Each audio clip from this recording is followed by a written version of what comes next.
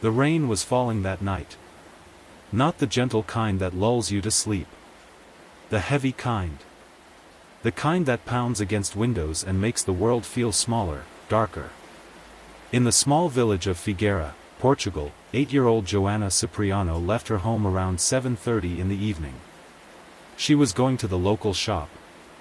Just 500 meters away. Her mother had sent her to buy some groceries.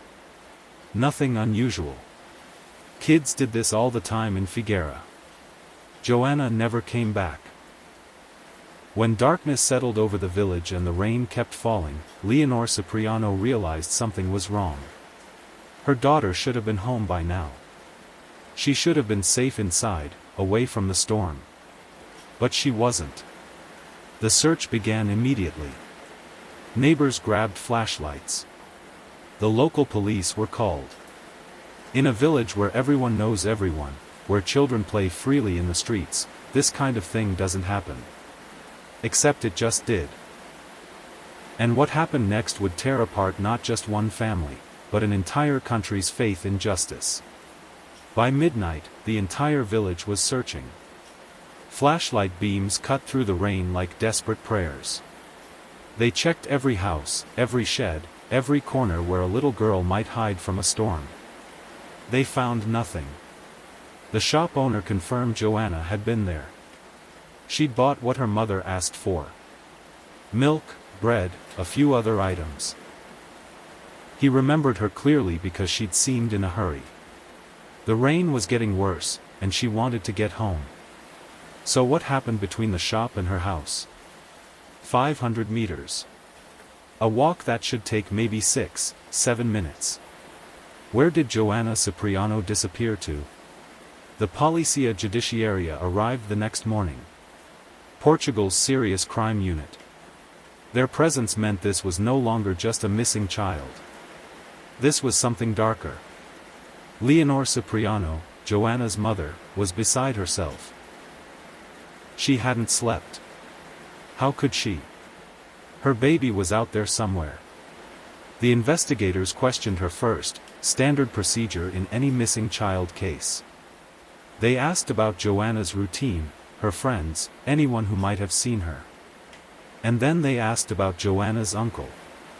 João Cipriano. Leonor's brother.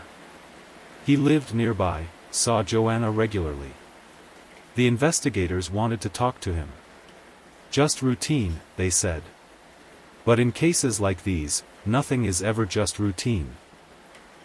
By the third day, something else had arrived in Figueira alongside the police. The media. Television crews from Lisbon. Newspaper reporters. Photographers. They descended on this quiet village like vultures, setting up camp, interviewing anyone who would talk. And there was something else they brought with them.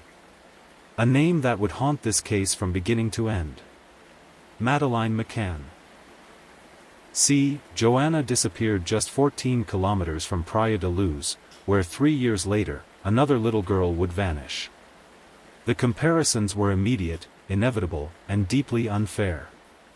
Because Joana's case didn't get the same attention. Not even close. Madeleine's disappearance would become one of the most publicized missing person cases in history.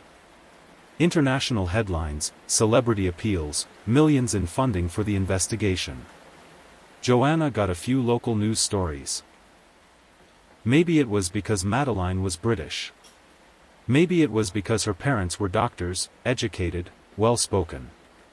Leonor Cipriano was poor, uneducated, a single mother in a struggling village. Whatever the reason, the world wasn't watching when things went wrong in Figueira. If you're listening from London, England, United Kingdom, it's currently evening there. The rain might be falling in your city too. This case happened far away, but what happened to Joana, what happened in the investigation, it matters everywhere. Subscribe now, because what comes next in this story will shake you. And nobody was watching when the police made their first move. On September 15, 3 days after Joana vanished, the Polícia Judiciária arrested Leonor Cipriano and her brother João. The mother and the uncle. The investigators believed they knew what happened to Joanna. They believed the family was involved. What happened in the interrogation room over the next few days remains one of the most controversial aspects of this case. Leonor and João were questioned separately, intensely, for hours. According to police reports, both of them confessed. They said they killed Joanna. That it was an accident, or maybe not an accident. The stories kept changing. They said they dismembered her body. That they disposed of it where it would never be found. The confessions were detailed. Specific. The kind of confessions that should close a case. Except there was one problem. There was no body. No physical evidence. No witnesses. No blood, no DNA, no trace that a crime had even occurred. And when Leonor appeared before a judge, she looked different. Her face was bruised, swollen. Her eyes could barely open. She had injuries consistent with severe beating. The police said she fell down the stairs. While in custody. Alone in her cell. Right. Someone took photographs of Leonor Cipriano's injuries. Clear, damning photographs showing the extent of the trauma to her face and body. These photos would later become central to another trial. Because you see, this case would split into two separate stories, two separate investigations running parallel. One about what happened to Joanna. And one about what happened to Leonor while in police custody. The investigators involved in Leonor's interrogation were eventually charged with assault. 3 officers, including the coordinator of the case, Goncalo Amaral. Yes, the same Goncalo Amaral who would later become infamous for his role in the Madeleine McCann investigation. The pattern was already there. Questionable methods. Pressure tactics. Confessions obtained under circumstances that made people uncomfortable. But here's the thing about Leonor's confession. In court, she recanted everything. She said she was beaten, threatened, coerced. She said she told the police what they wanted to hear because she was terrified. João told the same story. They said they didn't kill Joanna. They said they didn't know what happened to her. So who do you believe? The confessions or the recantations? The police or the suspects? The courts had to decide. And their decision would be controversial no matter what. The trial of Leonor and João Cipriano began in 2005. By this point, over a year had passed since Joanna disappeared. There was still no body. No physical evidence. The prosecution's case rested almost entirely on those confessions. The ones both defendants now said were false. The ones allegedly obtained through torture. The defense argued that without a body, without evidence, you can't convict someone of murder. Basic principle of law, right? Corpus delicti. You need proof a crime occurred. But Portuguese law, like many legal systems, allows for murder convictions without a body if the circumstantial evidence is strong enough. If the confession is credible enough. The judges heard testimony about the interrogations. They saw the photographs of Leonor's injuries. They listened to experts debate whether the confessions showed guilty knowledge or just desperate compliance with police pressure. And then the judges looked at who Leonor Cipriano was. A poor, uneducated woman. A single mother. Someone without resources, without power, without a voice that carries weight in courtrooms. The verdict came in September 2005. Guilty. Leonor Cipriano was sentenced to 16 years in prison for the murder of her daughter. João received a similar sentence. No body. No evidence. Just a confession she said was beaten out of her. Justice served? Or justice perverted? While Leonor sat in prison, another trial was unfolding. The 3 police officers charged with assaulting her faced their own day in court. The evidence was clear.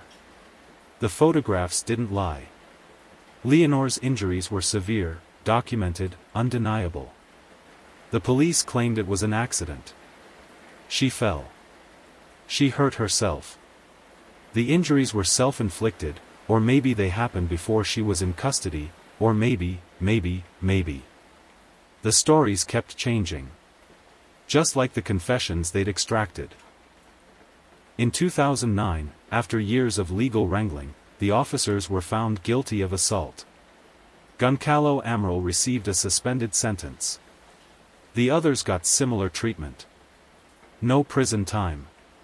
No real consequences.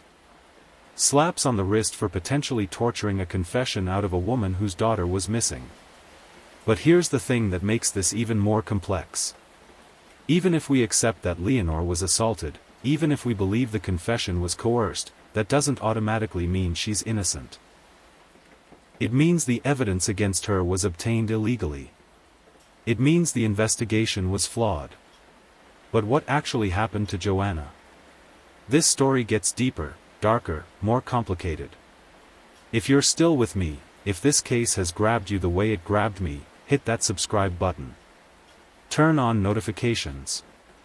Because we're only halfway through, and the truth, whatever it is still out there waiting, asterisk. That's the question that haunts this case. Because without Joanna's body, we're left with theories, speculation, and a mother in prison who might be guilty, might be innocent, might be something in between. Let's talk about the other possibilities. Because if Leonor and João didn't kill Joanna, then what happened? Theory 1, abduction by a stranger. Joanna was walking home in the rain, vulnerable, alone. Someone could have taken her. This happens. Children disappear. Predators exist. But Figueira is small. 500 meters of road that Joanna knew well.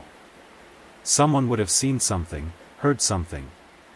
And why have there been no leads, no sightings, nothing in 20 years?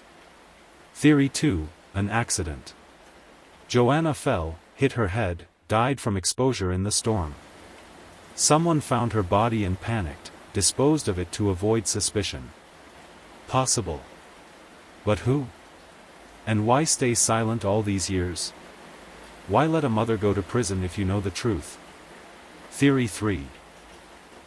Leonor and João are guilty, but their confessions were still coerced. Both things can be true.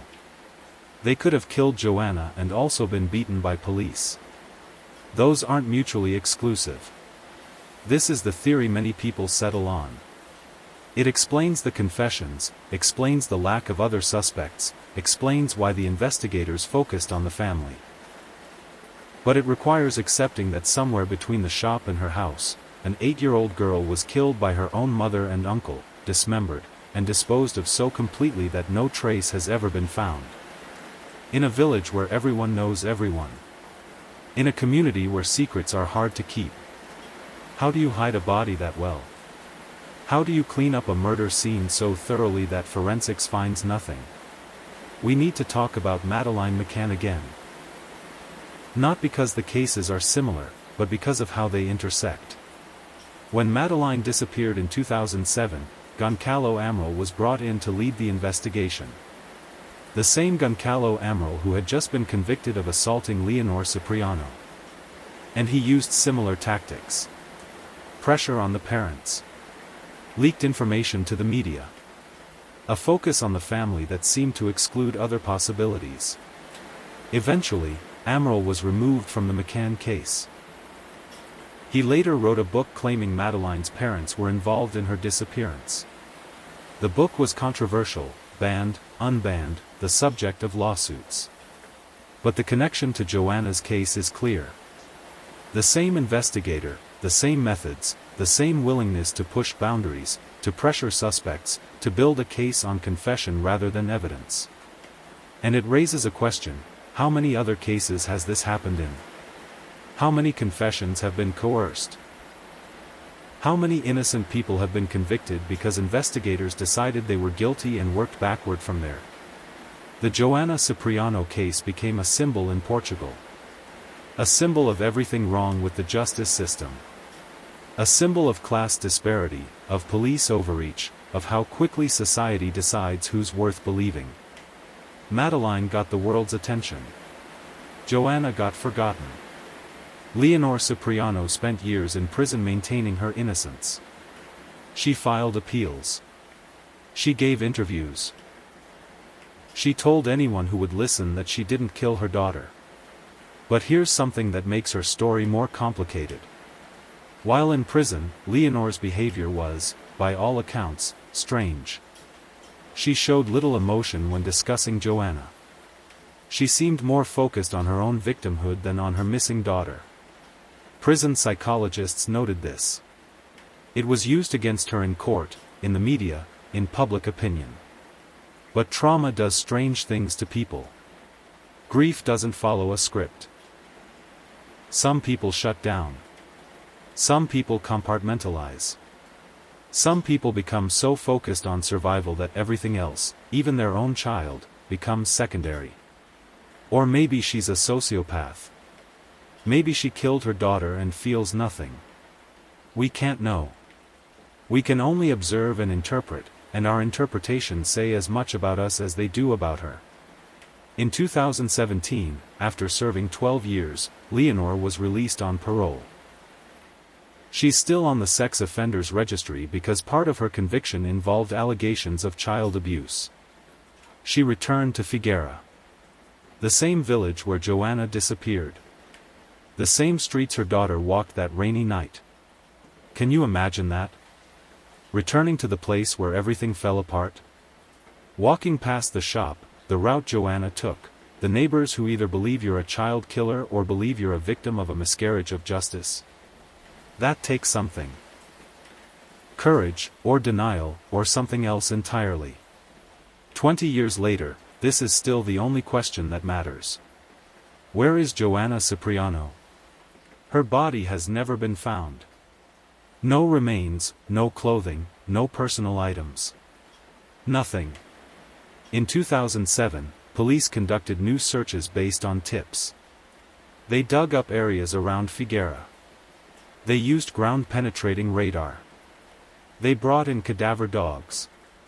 The dogs indicated on several locations spots where they detected the scent of human remains. But when investigators dug, they found nothing.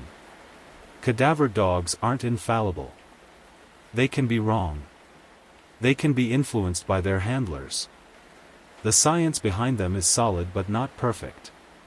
So were the dogs onto something, or were they responding to old animal remains, contamination, or handler bias? We don't know. There have been alleged sightings over the years. People who claim they saw Joanna alive, in different parts of Portugal, even in other countries. None of these sightings were confirmed. Age progression images have been created showing what Joanna might look like now. She'd be 28 years old. Maybe she's out there somewhere, living under a different name, with no memory of who she really is. Or maybe she died that night in 2004. Maybe she's been in the ground somewhere near Figuera all along. We're almost at the end of this story, but cases like this never really end, do they? They stay with us. If you want more deep dives into cases that deserve attention, that need to be remembered, subscribe to this channel. Share it with someone who cares about justice, about truth, about children who vanish and families who break apart. The truth is out there. It has to be. Truth doesn't disappear, even when everything else does. So what do we take away from the Joanna Cipriano case? First, that confessions aren't always true. People confess to crimes they didn't commit all the time. Out of fear, exhaustion, coercion, mental illness, a desperate hope that saying what police want to hear will make everything stop. Second, that class matters. Poverty matters. Education matters. Leonor Cipriano didn't have the resources, the connections, the social capital to fight back effectively. Madeleine McCann's parents did. That's not a judgment on either family, it's just reality. Third, that the justice system is imperfect. It's run by humans with biases, pressures, agendas. Sometimes it works. Sometimes it fails spectacularly. And when it fails, the consequences are devastating. But here's what we don't know, what we may never know: what actually happened to Joanna Cipriano. Is Leonor Cipriano a grieving mother wrongly convicted, a victim of police brutality and a broken system? Or is she a child killer who escaped true justice because of that same brutality? I can't tell you the answer. I wish I could. I wish there was clear evidence, a smoking gun, something definitive that would let us say with certainty what happened. But that's not how these cases work. Real life isn't like television where everything wraps up neatly in 42 minutes. What we're left with is questions. Doubt. The uncomfortable truth that sometimes we'll never know what really happened. And we're left with an 8-year-old girl who walked to a shop in the rain and never came home. Joanna deserved better than this. She deserved a thorough investigation that wasn't tainted by coercion. She deserved media attention equal to what other missing children received. She deserved to be found, one way or another. Instead, she became a symbol. A cautionary tale. A case study in everything that can go wrong when the machinery of justice breaks down. The rain that was falling the night Joanna disappeared, it's still falling. In a way. It falls every time we remember her. Every time we question what happened. Every time we demand better from our institutions. That's all we can do now.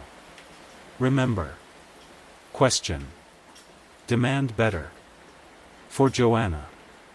For all the lost children. For everyone who deserves truth and never gets it. June 2010. Rio de Janeiro, Brazil. Elisa Samudio is 25 years old. She's a model, an aspiring actress, a woman with dreams bigger than the small town where she grew up. She has long dark hair, striking features, and a smile that lights up every room she enters. She's also a mother. Her son, Bruninho, is just 4 months old. And she's terrified. Because the father of her child is one of the most famous athletes in Brazil. A man with money, power, and connections. A man who doesn't want anyone to know about this baby. His name is Bruno Fernandes de Souza. But everyone in Brazil just calls him Bruno. He's the goalkeeper for Flamengo, one of the biggest football clubs in the country. He's on the national team. He's a hero to millions. And according to Elisa, he wants her dead. This is the story of a woman who fought for her child and paid the ultimate price. A story of fame, power, corruption, and a murder so brutal that it shocked an entire nation.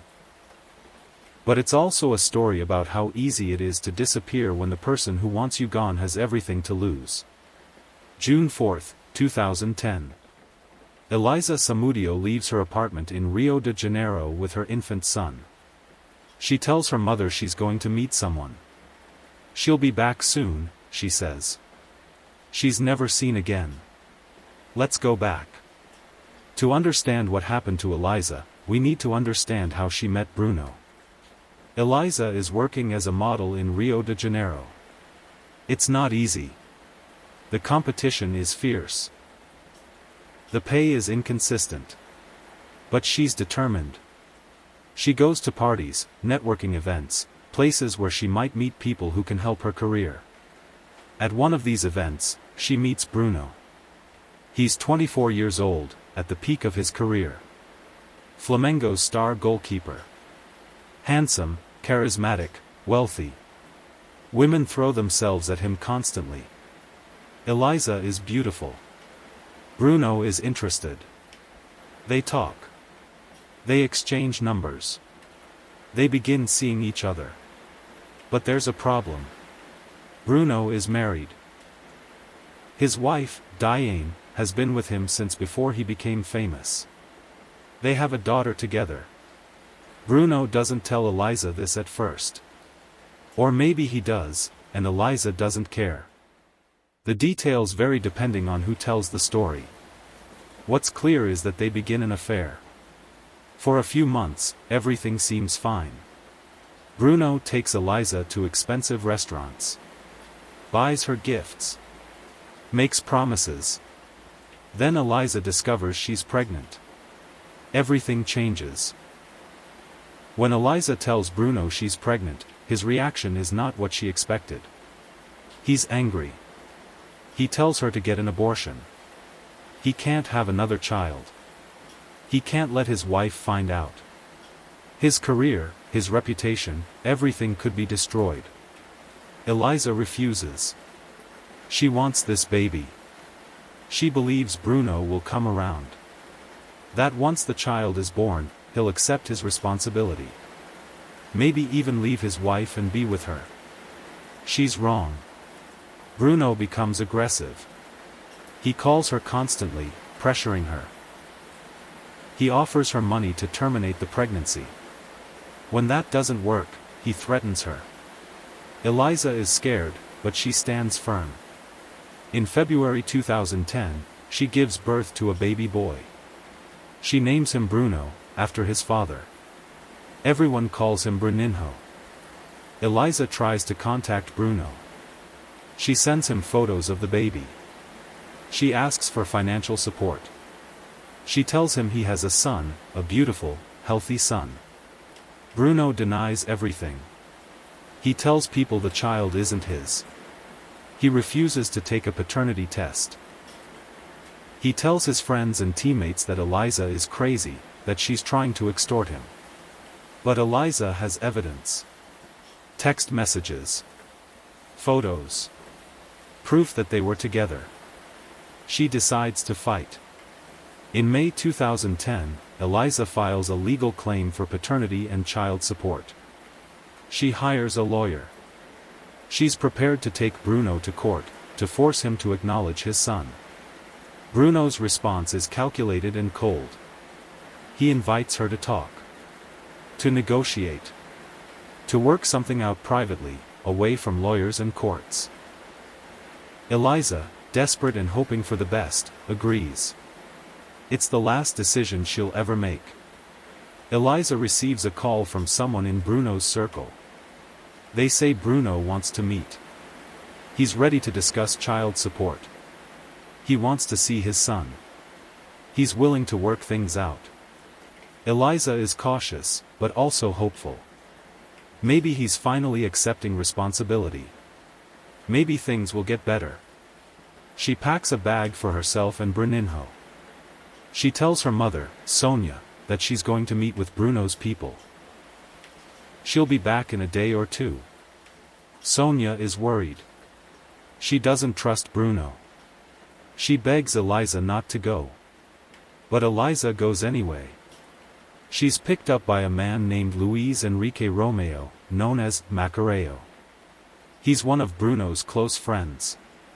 He tells Eliza they're going to Bruno's property in Esmeraldas, a rural area outside Belo Horizonte, about 450 kilometers from Rio. The drive is long. Hours pass. Eliza holds Bruninho in her arms, looking out the window as the city gives way to countryside. They arrive at a compound. A large property with high walls. Bruno's weekend retreat. Eliza is taken inside. What happens next is based on testimony from witnesses who were there. What they describe is beyond horrifying. Inside the property, Eliza realizes something is terribly wrong. This isn't a negotiation. This is a trap. Bruno is there, along with several of his associates. The atmosphere is hostile, threatening. They take Bruninho from her arms. Eliza screams, tries to fight, but she's outnumbered. According to later testimony from witnesses who were present, including Bruno's wife Diane and his cousin Luis Enrique Ferreira, known as Macareo Pequeño, what follows is a nightmare. Eliza is held captive. She's beaten. Tortured. They want her to sign documents. Papers that say Bruno is not the father. Papers that relinquish all her rights, all her claims. She refuses to sign. The torture intensifies. For hours, maybe days, Eliza endures unimaginable suffering. She's kept in a room. Barely fed. Brutalized. Her infant son is in another room, crying. She can hear him but can't reach him. Finally, they bring her a pen and the papers. She signs. She signs everything they want. Just to make it stop. Just to get back to her baby. But signing doesn't save her. Because Bruno and his associates have already made a decision. Eliza knows too much. She's seen too much. She can identify everyone involved. She has to disappear. The exact details of Eliza's murder vary depending on which witness testimony you believe.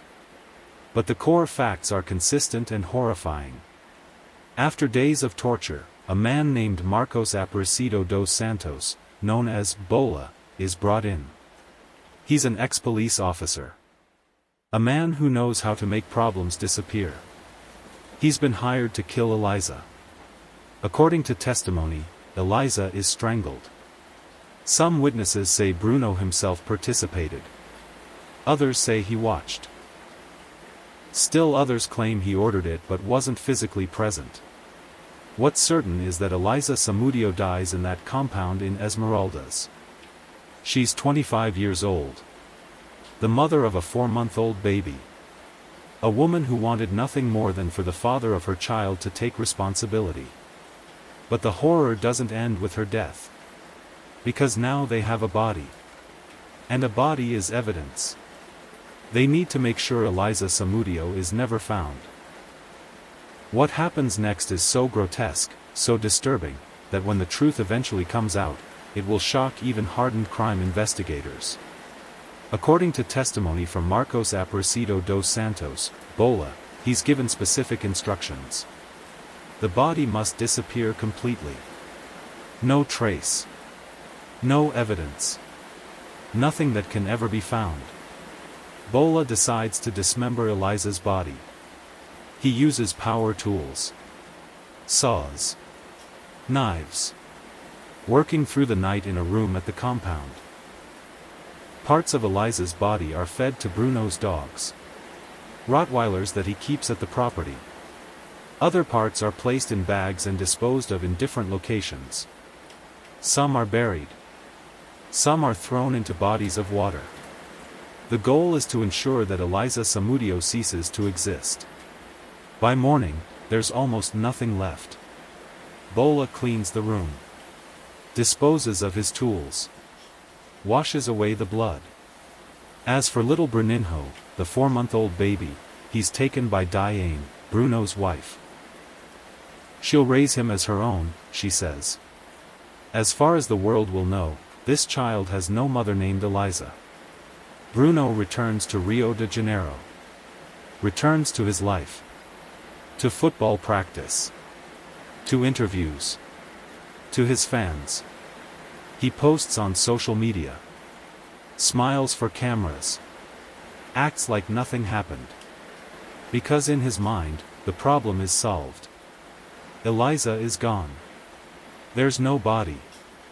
No evidence. No case. He's safe. Or so he thinks. June 7, 2010. 3 days after Eliza left Rio de Janeiro. Sonia Samudio, Eliza's mother, is frantic. She's been calling her daughter's phone constantly. No answer. She's contacted everyone Eliza knows. No one has seen her. Sonia goes to the police. She files a missing person report. She tells them about Bruno. About the pregnancy. About the threats. About how Eliza went to meet with his associates and never came back. The police listen. They take notes. They tell Sonia they'll investigate. But nothing happens. Because Bruno Fernandes de Souza is famous. He's beloved. He's a national football hero. The police aren't eager to accuse him of anything without solid evidence. And there is no evidence. No body. No witnesses willing to talk. Nothing. Sonia doesn't give up. She goes to the media. She tells reporters that her daughter is missing. That Brazil's famous goalkeeper is involved. Some media outlets pick up the story. But many are skeptical. Is this just a bitter woman trying to destroy a famous athlete's reputation? Is this about money? Bruno's lawyers issue statements. They say Eliza is unstable. That she's made false accusations before. That she's probably run off somewhere and will turn up eventually.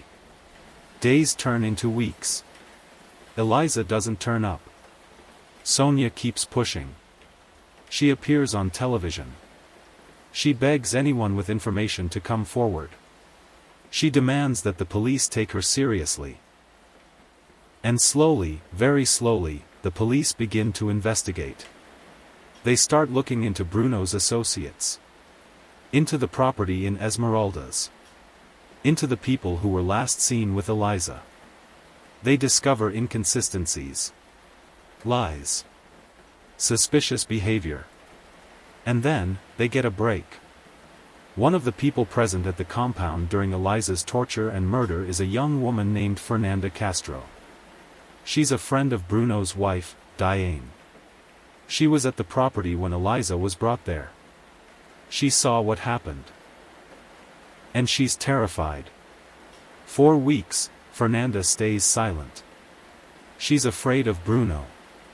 Afraid of what he might do if she talks. But the guilt is eating her alive. She can't sleep. Can't eat.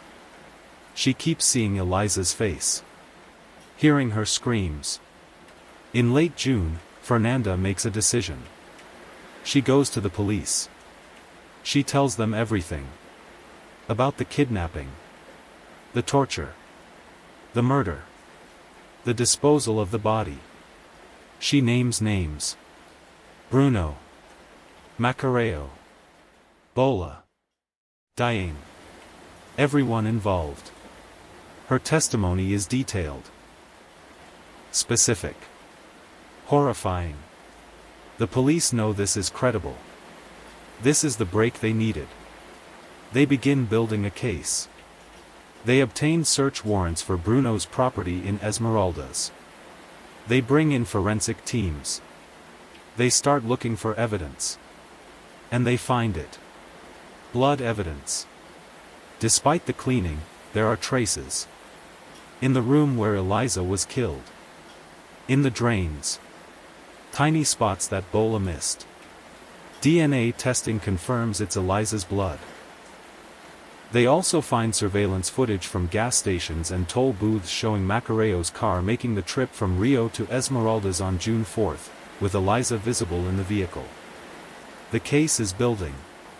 But they still don't have a body. On July 7, 2010, exactly 1 month after Eliza disappeared, the police make their move.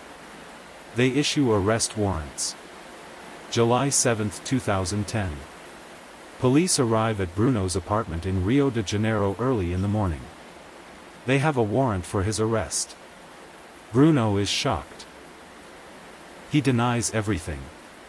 He calls his lawyers. He insists this is all a misunderstanding. But the evidence is overwhelming. He's taken into custody. Within hours, the news explodes across Brazil. Bruno Fernandes de Souza, Flamengo's star goalkeeper, arrested for the murder of Eliza Samudio. The media goes into a frenzy. News channels cover nothing else. Headlines scream about the goalkeeper and the model. Photos of Eliza and Bruno are plastered everywhere. The public is divided. Some people believe Bruno is guilty. Others think he's being framed. Many can't believe their football hero could do something so monstrous. Over the next few days, more arrests are made. Macareo. Bola. Diane. Fernanda Castro. Macareo Pequeño. Everyone who was involved. One by one, they're brought in for questioning. And one by one, they start talking.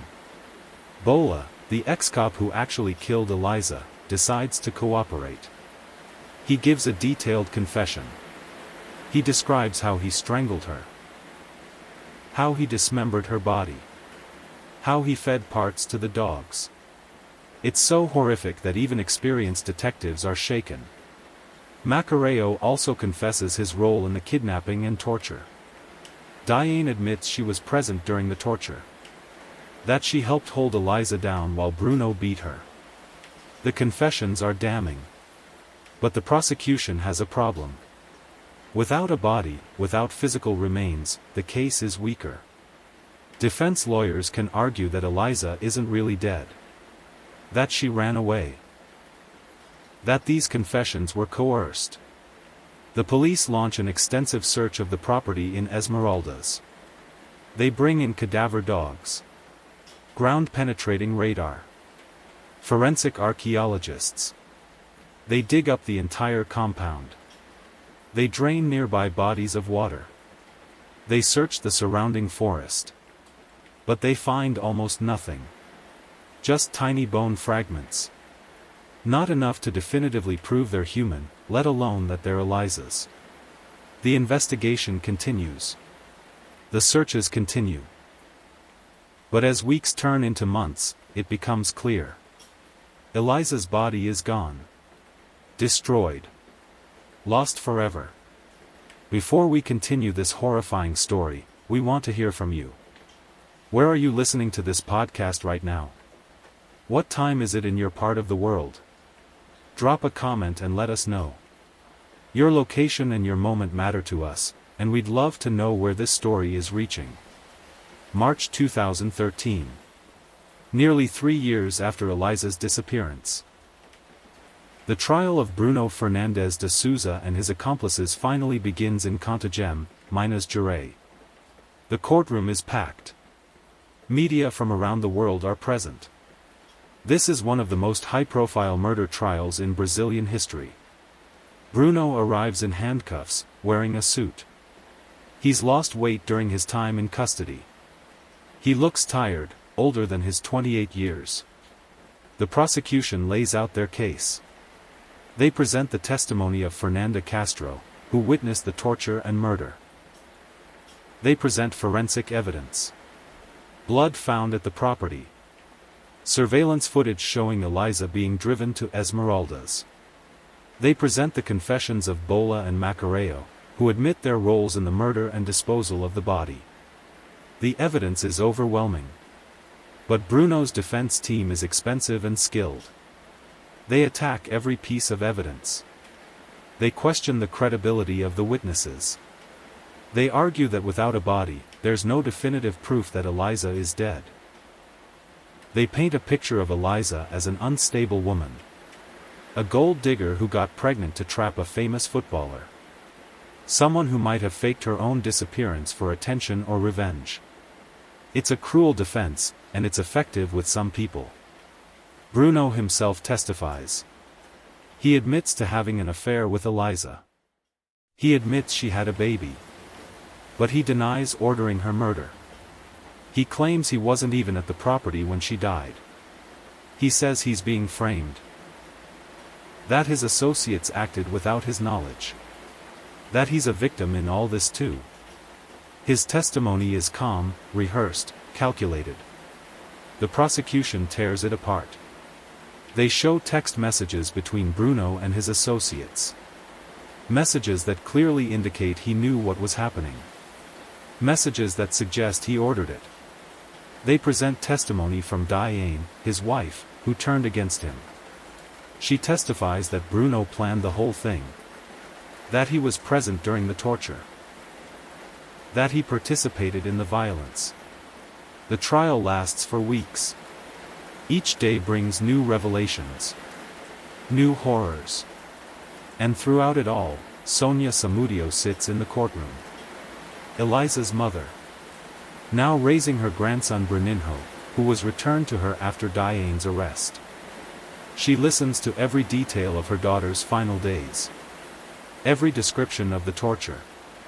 The murder. The disposal of her body. She doesn't cry. She just listens. She wants the truth. She wants justice. Finally, after weeks of testimony, the trial concludes. The jury retires to deliberate. March 8, 2013. The jury returns with their verdict. The courtroom is silent. Tense.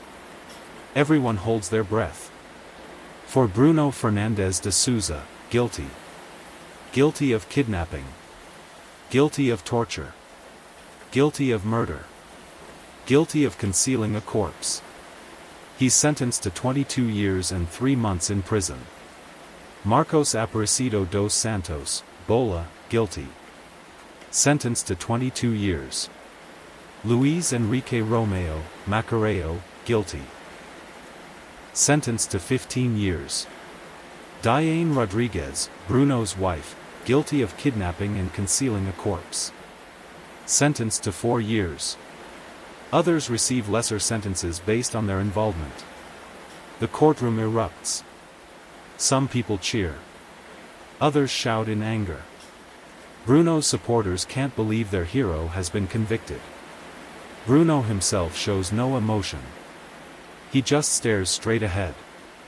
Outside the courthouse, Sonia Samudio speaks to the media. She's exhausted but relieved. Justice has been served, she says. My daughter can rest now. But I will never have closure. I will never be able to bury her. I will never have a grave to visit. She's right. Despite the convictions, Eliza's body has never been found. She has no grave. No final resting place. But at least her killers are behind bars. Or so everyone thinks. Because in Brazil, the justice system has peculiarities. And Bruno's lawyers are about to exploit every single one of them. Immediately after the verdict, Bruno's legal team files appeals. They argue that the trial was unfair. That the media coverage prejudiced the jury. That the evidence was circumstantial without a body. They appeal to higher courts. State courts. Federal courts. The process takes years. Meanwhile, Bruno sits in prison. But not in the way you might imagine. In Brazil, there's a concept called prisão semiaberta, semi-open prison. It's for prisoners who show good behavior and meet certain criteria. In 2017, after serving less than 4 years of his 22-year sentence, Bruno is granted semi-open status. This means he can leave prison during the day to work and must return at night. He's essentially free for 12 hours a day. The public is outraged. Eliza's family is devastated. How can a man convicted of such a brutal murder be walking free after just 4 years? But it gets worse. In February 2019, Bruno is granted full release pending appeal. His lawyers argue that he's been in custody long enough while waiting for his appeals to be heard. A judge agrees. Bruno Fernandes de Souza walks out of prison. He's free. The man who tortured and murdered Eliza Samudio, who fed her body to dogs, who left her infant son motherless, is walking the streets of Brazil. The news spreads across the country. The outrage is immediate and massive. But Bruno doesn't hide. He doesn't show remorse. He doesn't stay quiet. Instead, he does something that shocks everyone. He tries to resume his football career.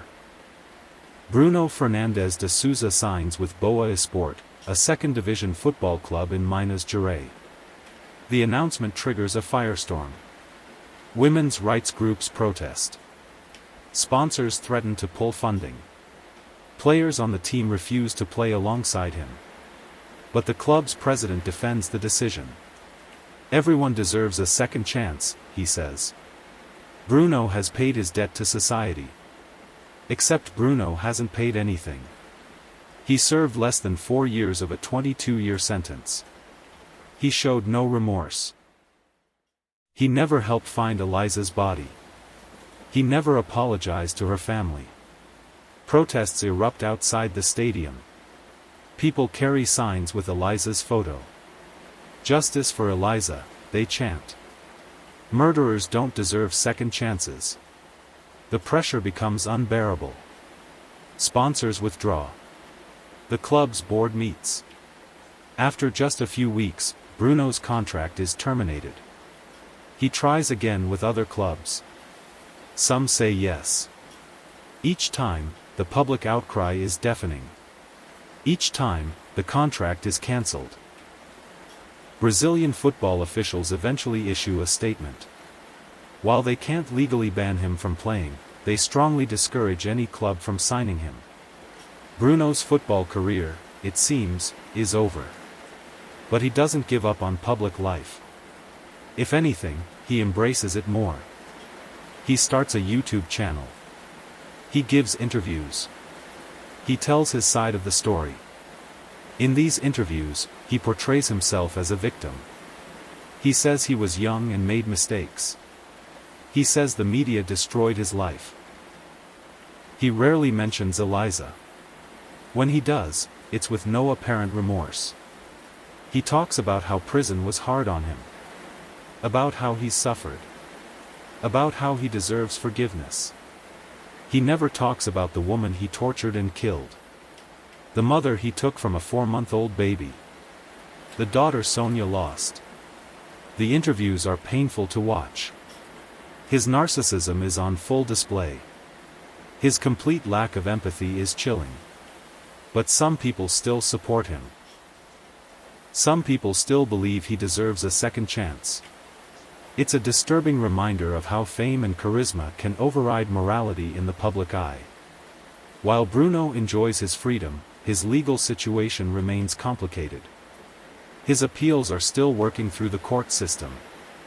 The Brazilian justice system is notoriously slow, and murder cases can take decades to fully resolve. In October 2019, a higher court upholds his conviction. But Bruno appeals again. In March 2022, another court affirms the guilty verdict. Bruno's lawyers file yet another appeal. This process could continue for years, possibly decades. Meanwhile, Sonia Samudio is raising Bruninho, now a teenager. The boy knows his mother was murdered. He knows his father killed her. The trauma of growing up with this knowledge is unimaginable. Sonia has sued Bruno in civil court for damages. She wants financial compensation for Bruninho's care and for the loss of her daughter. But collecting money from Bruno is difficult. He has debts. Legal fees. His football career is dead. He has little money to give. Sonia doesn't care about the money.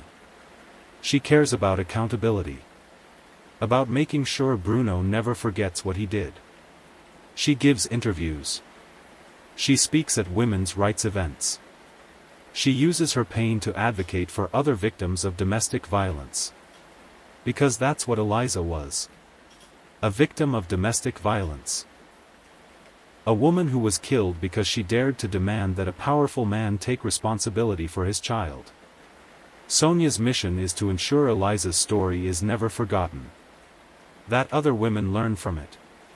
That they recognize the warning signs. That they get out before it's too late. Chapter 16, The Missing Body.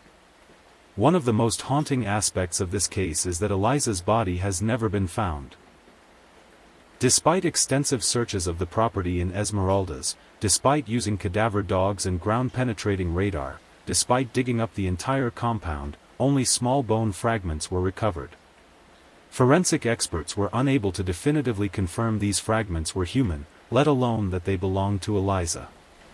The theory, based on Bola's confession, is that most of her body was fed to Bruno's Rottweilers. The dogs consumed flesh and bones, digesting almost everything. Other parts were allegedly disposed of in various locations. Buried. Thrown into water. Scattered. The result is that Eliza effectively vanished. There's no grave. No remains to bury. No place for her family to visit. For Sonia, this is an additional layer of trauma. She can't properly mourn her daughter. Can't say goodbye. Can't have closure. She's created a memorial in her home. Photos of Eliza. Candles. Flowers. A shrine to her daughter's memory. But it's not the same as a grave. Some forensic experts believe there might still be evidence at the property. That with newer technology, more remains could be found. But the property has changed hands. The new owners don't want constant excavations. They want to move on from the property's dark history. So Eliza remains lost. A ghost. A memory. A cautionary tale. But not a body that can be properly laid to rest. While Bruno gets most of the attention, it's important to remember the others who participated in Eliza's murder. Marcos Aparecido dos Santos, Bola, the ex-cop who strangled Eliza and dismembered her body, is serving his 22-year sentence. He confessed in detail to his actions, hoping for a reduced sentence. It didn't work. Luis Enrique Romeo, Macareo, who drove Eliza to the compound knowing she was being led to her death, is also in prison serving his 15-year sentence. Diane Rodriguez, Bruno's wife, served her 4-year sentence for kidnapping and concealing a corpse. She was released in 2017. She divorced Bruno while in prison and has tried to rebuild her life away from the spotlight. Several others received shorter sentences for various roles in the crime. Most have been released. What's striking is how many people participated in or knew about Eliza's murder and said nothing. There were at least 8 people at the compound during various stages of her captivity and murder. 8 people who saw what was happening. Some participated actively. Others stood by and watched. None of them called the police. None of them tried to help her. This collective guilt is part of what makes the case so disturbing. It wasn't just one man's crime. It was a conspiracy of violence involving multiple people who all chose to protect Bruno rather than save an innocent woman. From the moment news of Eliza's disappearance broke, the Brazilian media descended on the story like vultures. It had everything: a famous athlete, a beautiful model, sex, violence, mystery. It was sensational, and the media milked it for everything it was worth. But the coverage was often problematic. Many outlets initially portrayed Eliza in negative terms. She was called a gold digger, an opportunist, someone who tried to trap a famous footballer with a pregnancy. This narrative played into Bruno's defense. It painted him as the victim of a manipulative woman rather than a murderer. Only as more evidence emerged, as the brutality of the crime became clear, did the media shift its portrayal. Suddenly, Eliza was a victim. A martyr. A symbol of violence against women. The shift was jarring. The same outlets that had questioned her motives now celebrated her courage in standing up to Bruno. But the damage was done. The initial coverage had planted seeds of doubt in the public mind. Even during the trial, some people still believed Eliza was somehow to blame for her own death. This victim blaming is common in cases of violence against women, especially when the perpetrator is famous or powerful. The media's role in shaping public perception cannot be overstated. Their initial framing of Eliza as a villain rather than a victim made it easier for some people to excuse or minimize Bruno's actions. It's a lesson in how media narratives can influence justice and public opinion, sometimes with deadly consequences. Brazilian society's reaction to the Eliza Samudio case was deeply divided and revealing. On one side were those who immediately recognized the horror of what happened. Women's rights groups rallied around Eliza's memory. They held vigils. They protested. They demanded justice. They saw Eliza as a symbol of all women who are victimized by powerful men. Women who are killed for daring to demand accountability. On the other side were Bruno's supporters. And there were many. Some refused to believe he was guilty. They thought the evidence was fabricated. They believed he was being framed. Others acknowledged his guilt but argued he deserved forgiveness. Everyone makes mistakes, they said. He should get a second chance.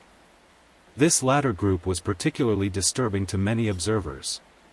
What kind of mistake is torturing and murdering someone? What kind of second chance should a person like that get? But Bruno had something powerful on his side: fame. In Brazil, as in many countries, football is more than a sport. It's a religion. Football players are gods. They're forgiven for behaviors that would destroy ordinary people. The fact that some clubs tried to hire Bruno after his release shows how powerful this cult of athletic celebrity can be. It also reveals something darker about society's willingness to excuse violence against women, especially when the perpetrator is someone they admire. The case became a litmus test. How you reacted to Bruno's crime revealed your values. Your view of women. Your understanding of justice. And Brazil, like the rest of the world, was shown to be deeply divided on these issues. Throughout this entire saga, there's one person whose voice is often forgotten: Bruninho, Elisa's son. He was just 4 months old when his mother was murdered. Too young to remember her. Too young to understand what happened. He was initially taken by Diane, Bruno's wife, who planned to raise him as her own. But after the arrests, he was returned to Sonia, his maternal grandmother. Sonia has raised him ever since. She's given him as normal a life as possible given the extraordinary circumstances. But how do you give a child a normal life when his father murdered his mother and the entire country knows about it? Bruninho grew up seeing his father's face on TV, in newspapers, online. He grew up hearing the story of his mother's death told and retold in graphic detail. Sonia has tried to protect him from the worst of it. But in the age of the internet, it's impossible to shield a child completely. As Bruninho entered his teenage years, he had to grapple with impossible questions. Who is he? Is he his father's son? His mother's legacy? Something else entirely?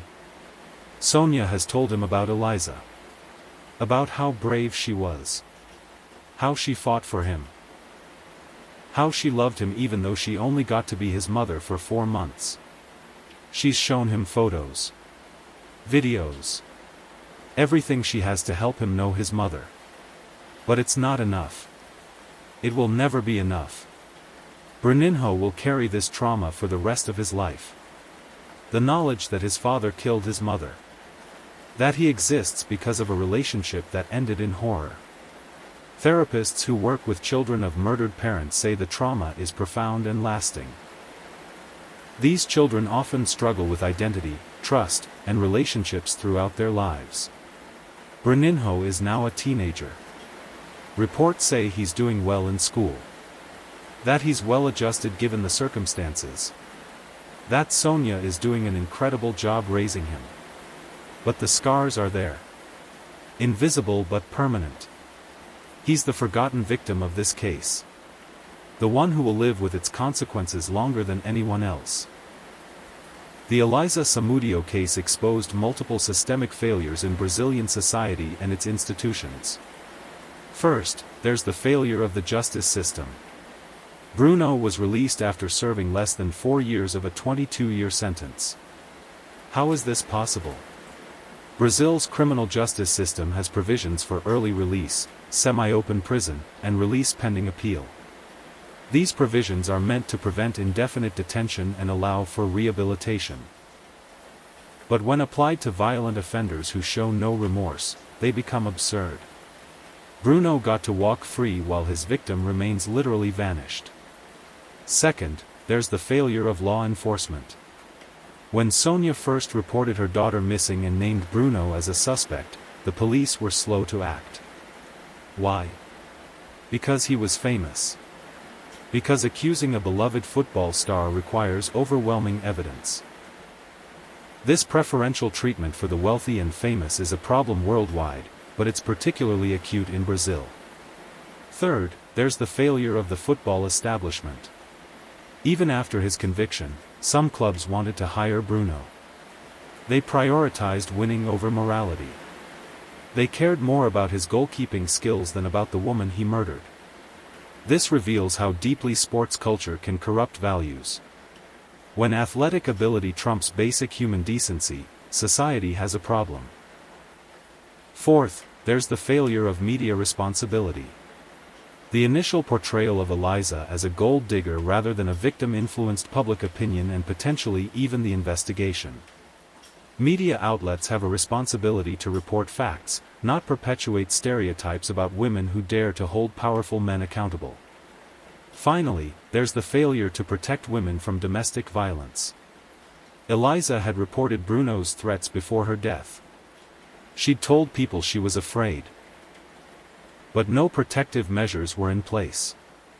How many women like Eliza are out there right now, threatened by powerful men, afraid to speak up because they know the system won't protect them? The case is a mirror reflecting multiple societal failures. And until these systems change, there will be more Elizas. The Eliza Samudio case gained international attention, particularly after Bruno's release and attempted return to football. International media covered the story extensively. News outlets in Europe, North America, and Asia reported on the Brazilian goalkeeper who murdered his girlfriend. FIFA, football's international governing body, was pressured to take a stance. Women's rights organizations demanded that Bruno be banned from professional football worldwide. But FIFA maintained that individual clubs and national associations make their own decisions about player eligibility. They wouldn't issue a blanket ban. This response disappointed many advocates who felt that FIFA had a moral obligation to prevent a convicted murderer from profiting from the sport. Some international clubs received offers to sign Bruno. All declined, citing moral concerns and public relations nightmares. The case also sparked discussions about violence against women in sports more broadly. Football culture, with its machismo and celebrity worship, often enables abusive behavior by players. From Ray Rice in the NFL to various football players in Europe, there's a pattern of athletes receiving light consequences for violence against women. The Eliza case became part of this larger conversation. It was an extreme example, but it highlighted the systemic issues present worldwide. International human rights organizations also weighed in. Amnesty International mentioned the case in reports about violence against women in Brazil. The UN Special Rapporteur on Violence Against Women cited it as an example of systemic failures. The attention was helpful in keeping pressure on Brazilian authorities to maintain Bruno's conviction and prevent his complete rehabilitation in public life. But it also turned Eliza's tragedy into a spectacle. Her death became a talking point, a case study, a hashtag. Some worried that the international attention was more about sensationalism than genuine concern for justice. Regardless, the case remains one of the most internationally recognized examples of femicide in Latin America. Tragically, Eliza's case is not unique. Violence against women, particularly when perpetrated by powerful men, is a global epidemic. In Brazil alone, a woman is killed every 2 hours. Most of these murders are committed by current or former partners. Many of these cases involve famous men. Athletes, politicians, celebrities who use their power and resources to escape consequences. The case that most closely parallels Eliza's is that of Angela Diniz, a Brazilian socialite murdered by her boyfriend Doca Street in 1976. Doca was initially acquitted after his lawyers argued she deserved it due to her sexual behavior. Public outcry led to a retrial and conviction, but he served minimal time. That case, nearly 50 years ago, sparked feminist movements in Brazil. Yet here we are, decades later, and Eliza's story shows how little has changed. Internationally, there are similar cases. Nicole Brown Simpson in the United States. Reeva Steenkamp in South Africa. Countless others whose names aren't known because their killers weren't famous. What these cases have in common is a pattern: powerful men who feel entitled to control women's bodies and lives. Women who resist and pay with their lives. justice systems that fail to protect them, societies that question the victims rather than the perpetrators. Eliza's case is both unique in its brutality and depressingly common in its dynamics. The fact that her body was never found adds an extra layer of horror. But the underlying story, a woman killed for demanding accountability from a powerful man, is told thousands of times each year around the world. Until societies fundamentally change how they view women, how they hold powerful men accountable, and how they respond to domestic violence, there will continue to be more Elizas. That's perhaps the most disturbing aspect of this case. It's not an aberration. It's a symptom of a much larger disease. As we near the end of this story, we want to connect with you one more time. Wherever you are in the world right now, whatever time of day or night you're hearing this, leave us a comment. Tell us where you are and what time it is for you. These stories transcend borders and time zones, and we want to know where Eliza's story has reached you. As of 2024, here's where the main figures in the Eliza Samudio case are. Bruno Fernandes de Souza remains legally free while his appeals continue through the court system. He's attempted multiple comebacks to football, all met with public protests and sponsor withdrawals. He maintains a low profile but occasionally gives interviews where he continues to portray himself as a victim. He's now in his late 30s, his prime years as an athlete long gone. He shows no public remorse for what he did to Eliza. Marcos Aparecido dos Santos, Bola, is still in prison serving his 22-year sentence. He's eligible for parole in the late 2020s. Unlike Bruno, he confessed fully to his role in the murder and has expressed remorse, though whether that remorse is genuine or strategic is debatable. Luis Enrique Romeo, Macareo, is also still serving his sentence. He's eligible for early release soon based on Brazilian law. Diane Rodriguez, Bruno's ex-wife, was released after serving her sentence. She's remarried and lives a quiet life. She's given no interviews about the case since her release. Sonia Samudio continues to raise Bruninho, who is now a teenager. She remains an advocate for victims of domestic violence. She gives interviews on important anniversaries related to the case. She's written about her experience and works with women's organizations. Her life is dedicated to Eliza's memory and to preventing other women from suffering the same fate. Bruninho is now in his teens. He's reportedly a good student and well-adjusted despite the impossible circumstances of his origin. Details about his life are kept private to protect him. He knows what happened to his mother. How he'll process this trauma as he becomes an adult remains to be seen. Fernanda Castro, the witness whose testimony was crucial to the convictions, entered witness protection after the trial. Her current whereabouts are unknown. She received death threats from Bruno's supporters and had to essentially disappear for her own safety. The property in Esmeraldas where Eliza was murdered has changed hands several times. Current owners have tried to distance it from its dark history. But locals still know it as the place where Eliza died. It's a reminder that some places are permanently scarred by the violence that occurred there. As for Eliza herself, she remains missing. Her body was never found. She has no grave. No final resting place. She exists now only in memory, in photos, in the stories her mother tells her son. She's forever 25. Forever the young mother fighting for her child. Forever the victim of a brutal crime that shocked a nation. The Eliza Samudio case left an indelible mark on Brazilian society and beyond. In the years since her disappearance, her name has become synonymous with violence against women, particularly violence perpetrated by powerful men who believe they're above the law. The case led to some legal reforms in Brazil. There's been increased focus on domestic violence prevention. Better training for police officers on handling reports from threatened women. Stronger laws protecting victims. But these changes came too late for Eliza. And they're not enough. Women in Brazil still die at alarming rates. Powerful men still often escape consequences. The case also exposed the dark side of sports celebrity culture. The willingness of some clubs to hire a convicted murderer showed how morality can be sacrificed for athletic success. This has led to more scrutiny of athletes' personal conduct. More pressure on sports organizations to hold players accountable. It's a small shift, but it's something. Perhaps most importantly, Elisa's case became a rallying cry for feminist movements in Brazil and Latin America. Her photo appears at protests against femicide. Her name is chanted at demonstrations.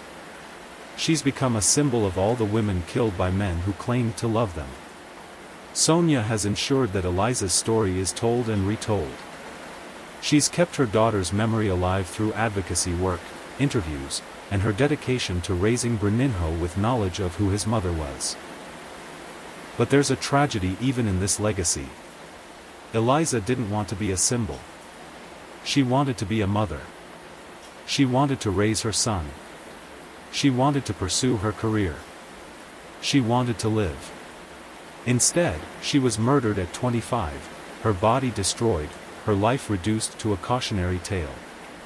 The question we're left with is, what has her death accomplished? Have we learned anything? Has society changed? The honest answer is, not enough. Women are still killed by partners at horrifying rates. Powerful men still often escape justice. Fame still provides a shield against accountability. The systems that failed Elisa continue to fail other women every single day. But her story endures. It's told in podcasts like this one. In documentaries. In books. In conversations between mothers and daughters about the dangers women face. And maybe, just maybe, every time her story is told, it saves someone. Maybe a woman recognizes the warning signs in her own relationship. Maybe she gets out before it's too late. Maybe she lives because Elisa died. That's not justice. It's not enough. It will never be enough. But it's something. Elisa Samudio was a real person. A daughter. A mother. A woman with dreams and hopes and a future that was stolen from her in the most brutal way imaginable. She deserves to be remembered not just as a victim, but as a person who fought. Who stood up to a powerful man and demanded he take responsibility. Who loved her son enough to risk everything. Her body may be gone, but her story remains. And as long as we keep telling it, as long as we refuse to forget, Elisa Samudio will never truly disappear. Thank you for listening to this difficult story. If it affected you, if it made you think, if it made you angry, good. That anger is necessary. That discomfort is important. Share this story. Talk about it. Use it to start conversations about violence against women, about power, about justice, about how we can do better. Subscribe to our podcast for more true crime stories that need to be told. Leave us a review. And most importantly, if you or someone you know is in a dangerous relationship, please reach out for help. There are resources available. You don't have to face it alone. Elisa didn't get out in time. But you can. Until next time, stay safe, stay aware, and never stop demanding justice.